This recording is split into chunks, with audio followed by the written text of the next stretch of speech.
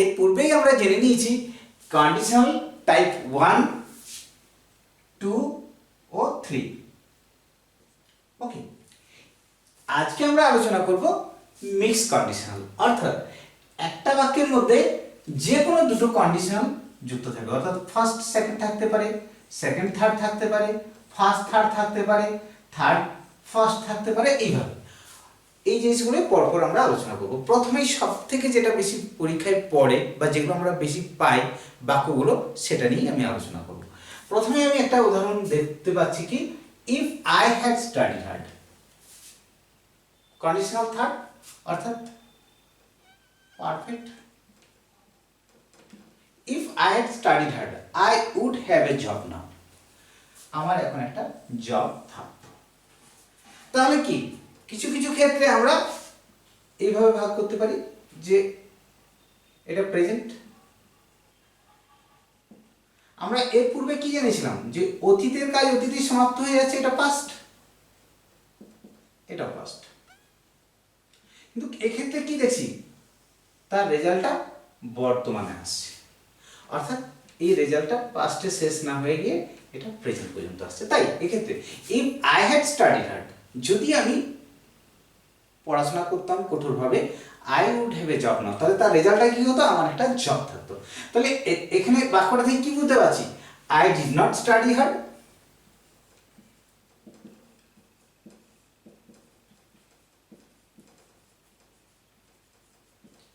As a result কি হচ্ছে, I have no job নাও।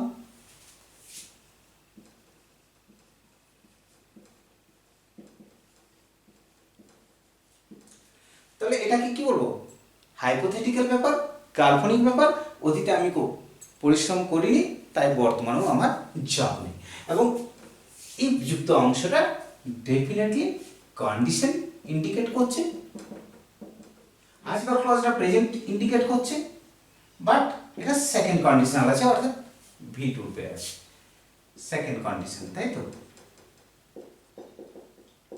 আর আমরা থার্ড কন্ডিশনালে কি জেনেছিলাম যে অতীতে কাজটা আরম্ভ হয়ে অতীতেই শেষ হয়ে যাওয়া। কিন্তু এক্ষেত্রে যেহেতু বাক্যটা মিক্স কন্ডিশনাল আছে, অতীতে কাজটা আরম্ভ হলেও তার ফলটা এখনো বর্তমান আছে, I would have a job now, যে আমার একটা জব থাকতো, বাট আমার কোনো জব নেই। দ্বিতীয় বাক্যটাও ঠিক একই ধরনের বাক্য, if you had save money, যদি তুমি টাকা সঞ্চয় করতে, তুমি টাকা সঞ্চয় করোনি, you did not save money. তাহলে ইউ আর নট হ্যাপি নাও,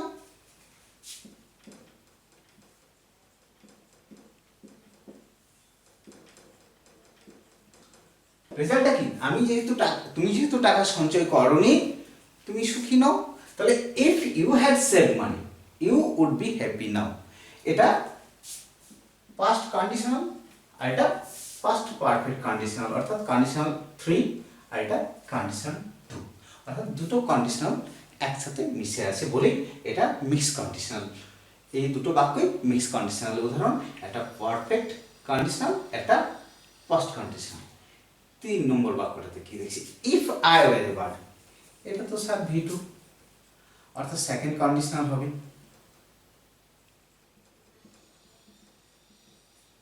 প্রশ্ন আসছে, আমি তখন পাখি ছিলাম না, এখন কি আমি পাখি হয়েছি? এটা কখনোই সম্ভব নয়। অতীতেও আমি পাখি ছিলাম না, এখনো আমি পাখি নই, ভবিষ্যতেও আমি পাখি হব না। এই ধরনের বাক্যের ক্ষেত্রে সর্বদা সেকেন্ড কন্ডিশনাল এই স্ট্রাকচারটাই বসবে। I would see the Taj Mahal, আমি তাজমহল দেখতাম, এখনো বলতে পারি নাও আমি তাজমহল দেখতাম এই সময়, নাও বলতে পারি, বাট আমি তা দেখছি না। আমি পাখিও ছিলাম না আগে, আর আমি এখন তাজমহলও দেখছি না। দুটোই সুপারফিশিয়াল অথবা হাইপোথেটিক্যাল, কাল্পনিক ব্যাপার। পরের বাক্যটাতে কি দেখছি, if she had applied for the job, যদি সে জবটার জন্য অ্যাপ্লাই করতো, আবেদন করতো, সে জবটার জন্য আবেদন করেনি, she would be working here right now, সে এখন এখানে কাজ করতো, সে কাজ করছে না। যেহেতু সে জবটার জন্য অ্যাপ্লাই করেনি, সে এখন কাজ করছে না। তাহলে এই চারটা বাক্যই আমরা কি দেখলাম, যে মিক্স কন্ডিশনাল উদাহরণ। এবং প্রথম অংশে আমরা কি পাচ্ছি, পারফেক্ট কন্ডিশন, সেকেন্ড পাচ্ছি দ্বিতীয় অংশে বা প্রিন্সিপাল ক্লজে আমরা পাচ্ছি সিম্পল পাস্ট অর্থাৎ past conditional, past perfect conditional অর্থাৎ কন্ডিশনাল থার্ড এবং কন্ডিশনাল সেকেন্ড, এই দুটো কন্ডিশন মিলে একটা বাক্য তৈরি হচ্ছে। তাই এই ধরনের বাক্যগুলোকে আমরা মিক্স কন্ডিশনাল বলব। এটা কন্ডিশনাল মিক্স কন্ডিশনাল টাইপ 1। এর বাইরে আরো কিছু টাইপ আছে যেগুলো আমরা পরপর আলোচনা করব। আমরা এর পূর্বের বাক্যগুলোতে কি দেখেছিলাম, যে রিজনটা ছিল পাস্টে আর রেজাল্টটা ছিল প্রেজেন্টে, পাস্ট সেখান থেকে প্রেজেন্ট। এই বাক্যগুলো ঠিক উল্টো, রিজনটা হবে প্রেজেন্ট আর রেজাল্টটা হবে পাস্ট। কিরকম, if I was not afraid of snakes I would have clean the garbage. আমি গার্বেজটা পরিষ্কার করতাম যদি সাপকে ভয় না পেতাম।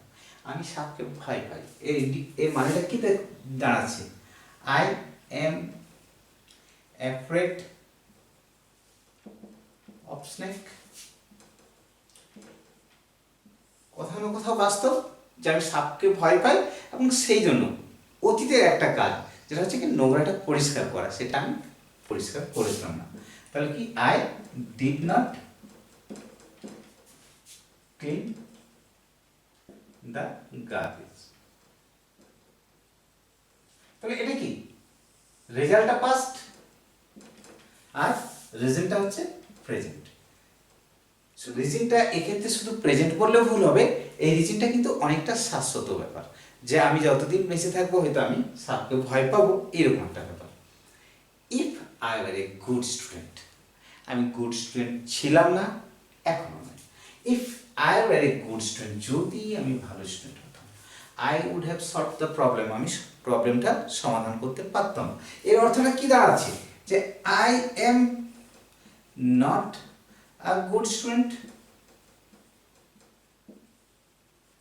ওকে, তার রেজাল্টটা কি হলো, I did not solve the problem.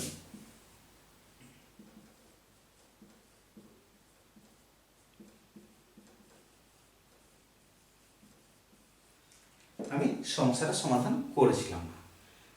দুটোই, অর্থাৎ রেজাল্টটা অতীতে আর কারণটা কি বর্তমানে, এটাই এর পার্থক্য। অর্থাৎ এক্ষেত্রে আমরা উত্তরণটা ঠিক উল্টোভাবে, প্রেজেন্টে দাঁড়িয়ে আছি, পিছনের দিকে যাচ্ছি, পিছনে বর্তমানে দাঁড়িয়ে অতীতে কল্পনা করা, এগুলো সবই মিক্স কন্ডিশনাল সেন্টেন্সের উদাহরণ। এবং শেষে 3 নম্বর বাক্যটাতে কি পাচ্ছি, if we were not in trouble, মানে উই আর ইন ট্রাবল, মানে কি দাঁড়াচ্ছে, উই আর ইন ট্রাবল।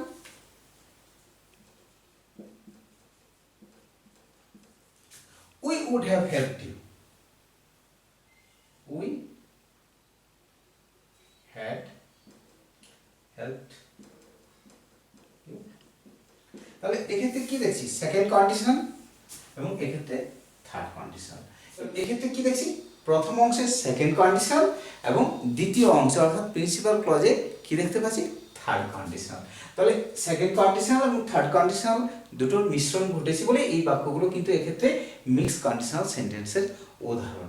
আমরা এখনো পর্যন্ত জানলাম পাস্ট থেকে প্রেজেন্ট এবং প্রেজেন্ট থেকে পাস্ট। এরপর আরো কিছু কিছু ভাগ আছে, সেগুলো আমরা আলোচনা করব। এর পূর্বে আমরা মিক্স কন্ডিশনাল টাইপ 1 এর ক্ষেত্রে কি জানলাম, যে রিজনটা হবে পাস্ট আর রেজাল্টটা হবে প্রেজেন্টে। তারপর মিক্স কন্ডিশনালে টাইপ 2 এ কি জানলাম, প্রেজেন্টে হবে তার কারণটা আর তার ফলাফলটা কি অতীতে। আর এখন টাইপ 3 তে কি জানবো, যে রিজনটা হবে পাস্ট অতীতে এবং রেজাল্টটা হবে ফিউচারে। অর্থাৎ আমরা যদি এইভাবে গ্রাফটা টানি, এটা প্রেজেন্ট, অতীতে রেজাল্ট রিজনটা, তার ফলটা কিন্তু বর্তমানে না এসে, অর্থাৎ এখানে আসার কথা ছিল এখানে আসছে না, কোথায় চলে যাচ্ছে, ফিউচারে। প্রথম বাক্যটাই আমরা সেরকম দেখতে পাচ্ছি কিছু, if she had opened a new shop, যদি সে একটা নতুন দোকান খুলতো, she would be selling a lot of dresses tomorrow, আগামীকাল সে প্রচুর ড্রেস বিক্রি করতে থাকতো। ব্যাপারটা কি, she did not open a shop,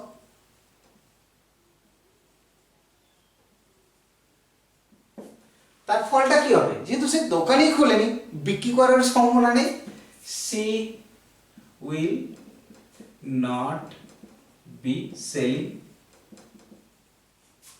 A lot of dresses. Okay, তাহলে এটা পুরোটাই হাইপোথেটিক্যাল ব্যাপার, পুরোটাই কাল্পনিক ব্যাপার। আমি এক্ষেত্রে কি দেখছি? অতীতের কজ, রেজাল্টটা ফিউচারে, প্রেজেন্টও নয়। অর্থাৎ আমরা এর পূর্বে কি জেনেছি? অতীতের কজ, অতীতের রেজাল্ট। তারপরে আমরা জানলাম অতীতের কজ, বর্তমানের রেজাল্ট। তারপরে কি জানলাম? বর্তমানের কজ, অতীতের রেজাল্ট। আর এখন কি জানছি? অতীতের কজ, ফিউচারের রেজাল্ট। তাহলে এক্ষেত্রে তাই হচ্ছে, if she had opened a new shop, সে যদি একটা নতুন দোকান খুলতো, সে কিন্তু খুলেনি। She would be selling a lot of dresses tomorrow, সে আগামীকাল প্রচুর ড্রেস বিক্রি করতে থাকতো। কিন্তু ঘটছে না, পুরোটাই বক্তার কাছে বা স্পিকারের কাছে মনে হয়েছে যে এটা হলে এটা হতে পারতো, কিন্তু ঘটেনি। পরের বাক্যটাও অনেকটা একই ধরনের। If Rahul had purchased a ticket last week, হয়তো কোনো অনুষ্ঠানের জন্য টিকিট বিক্রি হচ্ছিল, যদি গত সপ্তাহে রাহুল একটা টিকিট কিনত, তাহলে Rahul did not purchase a ticket.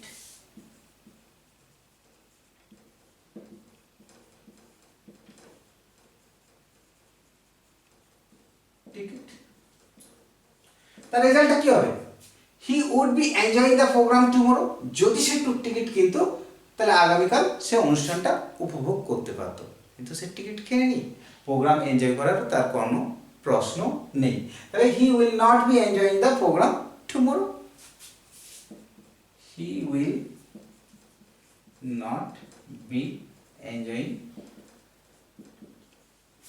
The programme tomorrow.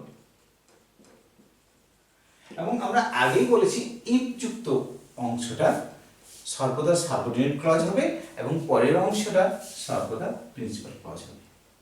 এবং সাবঅর্ডিনেট ক্লজ মানে ডেফিনেটলি এই অংশটা অ্যাডভার্বিয়াল ক্লজ হবে। এগুলো আমি অনেকবার ধরে বলেছি।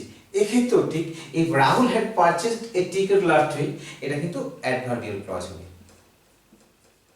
আর অ্যাডভার্বিয়াল ক্লজ মানে সেটা সাবঅর্ডিনেট ক্লজ। যতগুলো বাক্য আলোচনা করছি সবগুলোই কিন্তু কমপ্লেক্স সেন্টেন্সের উদাহরণ, কারণ প্রত্যেক বাক্যেই একটা প্রিন্সিপাল ক্লজ পাচ্ছি, একটা সাবঅর্ডিনেট ক্লজ পাচ্ছি। এবং কমপ্লেক্স সেন্টেন্সের বৈশিষ্ট্যই প্রিন্সিপাল ক্লজের সাথে এক বা একাধিক সাবঅর্ডিনেট ক্লজ থাকা। আমরা মিক্স কন্ডিশনালের টাইপ 1, টাইপ 2, টাইপ 3 জেনেছি। এখন আমরা জানবো টাইপ 4।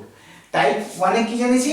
যে রেজেন্টটা ছিল পাস্ট টেন্সে, রেজাল্টটা প্রেজেন্টে। টাইপ 2 তে কি জানলাম? রেজেন্টটা প্রেজেন্টে, রেজাল্টটা পাস্টে। টাইপ 3 তে কি জানলাম? রেজেন্টটা পাস্টে, রেজাল্টটা ফিউচারে। আর এখন কি জানবো? রেজেন্টটা ফিউচার, রেজাল্টটা পাস্ট। কিরকম? If I am not travelling to Sikkim, আমি হয়তো সিকিম বেড়াতে যাব। যদি আমি সিকিম বেড়াতে না যেতাম, মানে সিকিম বেড়াতে যাওয়ার পরিকল্পনা করে নিয়েছি বা সিকিম আমি যাব খুব তাড়াতাড়ি, I would have planned a trip to Ayodhya, আমি অযোধ্যা যাওয়ার একটা পরিকল্পনা করতে পারতাম ট্রিপের জন্য।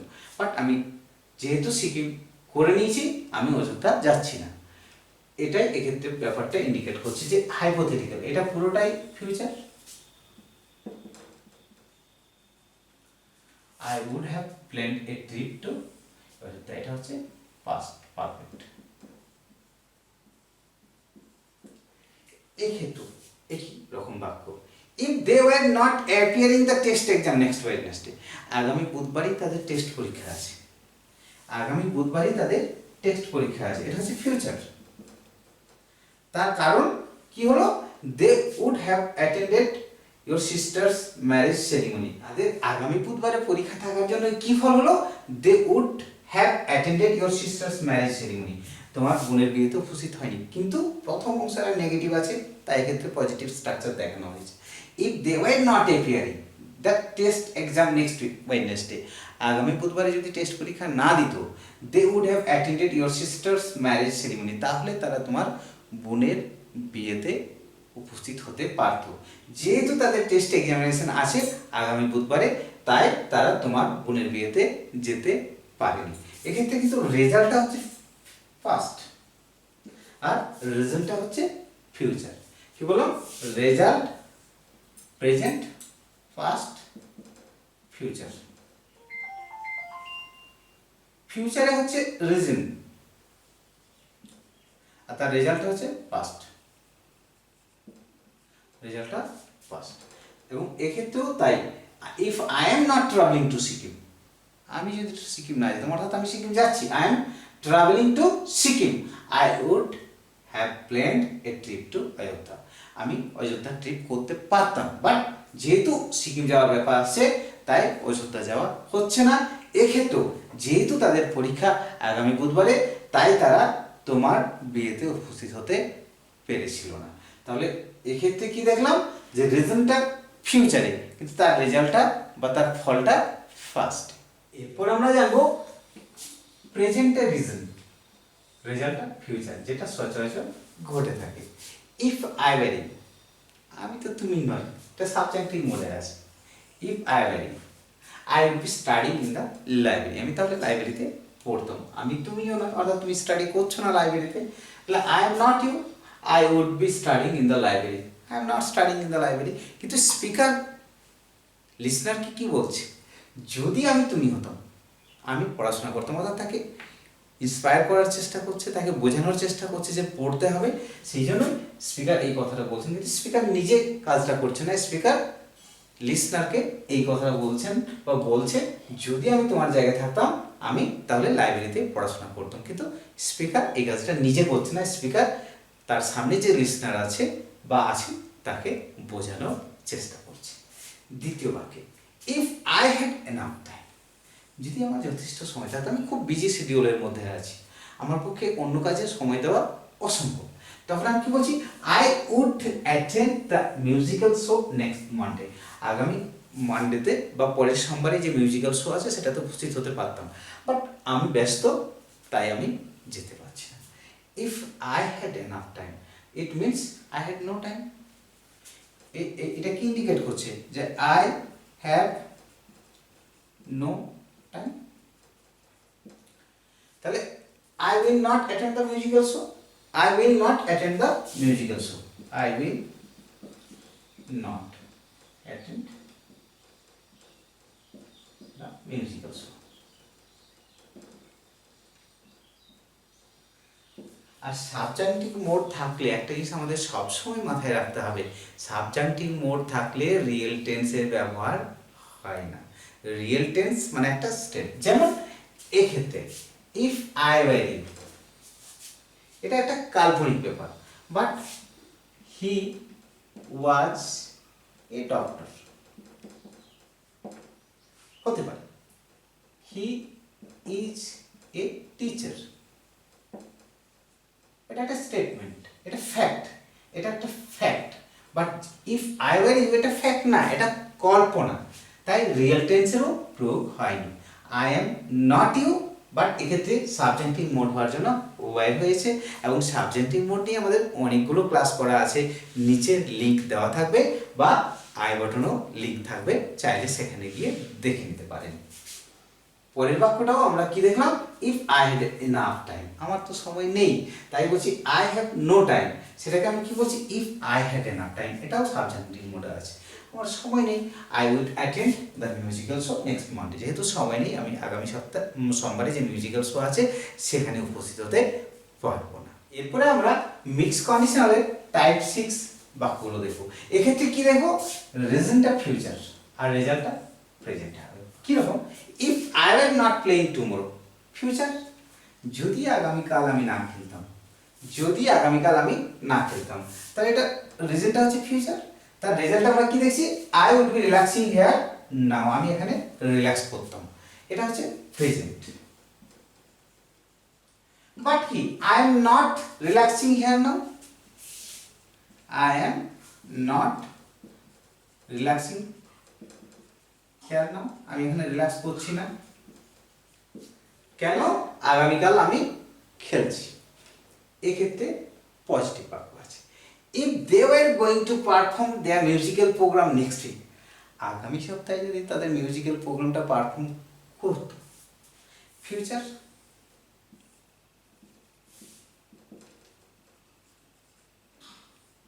রেজাল্টটা কি দেখতে পাচ্ছি, they would be very excited, তারা খুব এক্সাইটেড হতো।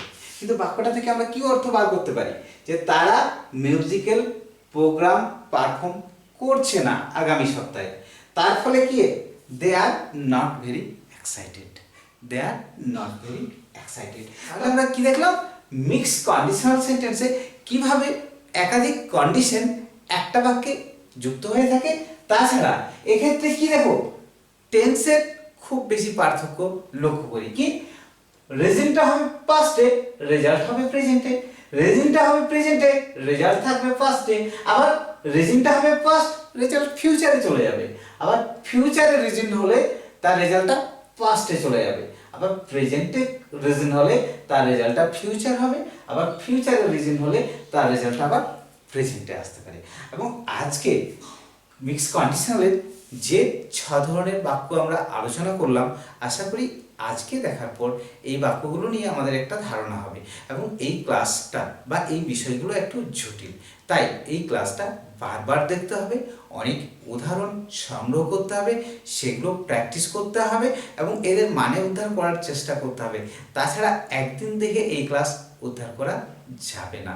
সুতরাং আমি আশা রাখবো আপনারা এই ক্লাসটা উপলব্ধি করার জন্য ক্লাসটা বারবার দেখবেন, বিভিন্ন জায়গা থেকে উদাহরণ সংগ্রহ করবেন এবং মানে উদ্ধার করার চেষ্টা করবেন। থ্যাংক ইউ, ভালো থাকবেন, সুস্থ থাকবেন।